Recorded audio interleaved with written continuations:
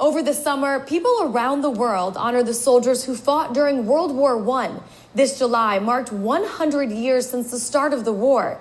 So now we're going to give you a test. Let's see how well you know your history. It's time for a pop quiz. What event sparked World War I? Was it A, an assassination, B, an invasion, C, slavery, or D, a rebellion? You've got 10 seconds.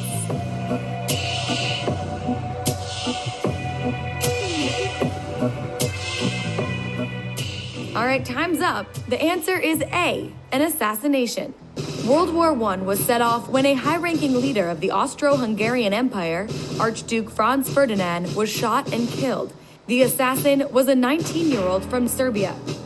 The Austro-Hungarians weren't satisfied that Serbia would bring about justice. So a month later, on July 28, 1914, Austria-Hungary declared war on Serbia. Now, how did an assassination turn into the first war ever fought on a global scale? Well, it was all about alliances. See, many countries had powerful agreements, so if one country got into a fight, its ally would have its back and get into the fight as well.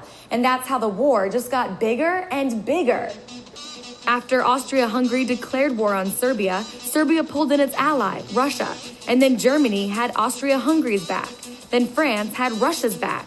The Ottoman Empire joined what became known as the Central Powers, and Britain joined the Allies, and more until more than 30 nations were at war, pulling in 65 million men. The U.S. joined the war in 1917 after Germany attacked American ships. After 4 years of fighting, more than 16 million soldiers and civilians were dead, double the population of New York City. And 4 empires were toppled. The Russian, the Ottoman, the German, and the Austro-Hungarian all collapsed because of the war. New nations were also born: Austria, Hungary, Yugoslavia, and Poland, for example.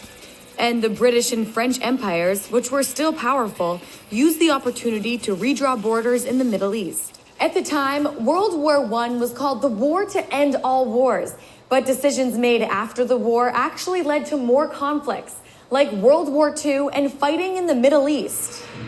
World War I also changed the ways wars were fought, with more powerful and deadly weapons like submarines, machine guns, poison gas, grenades, and tanks.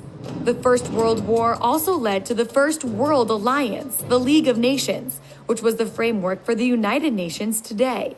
Most of the fighting from World War I ended when both sides agreed to a truce that went into effect on November 11, 1918 at 11:11 a.m., known as Armistice Day.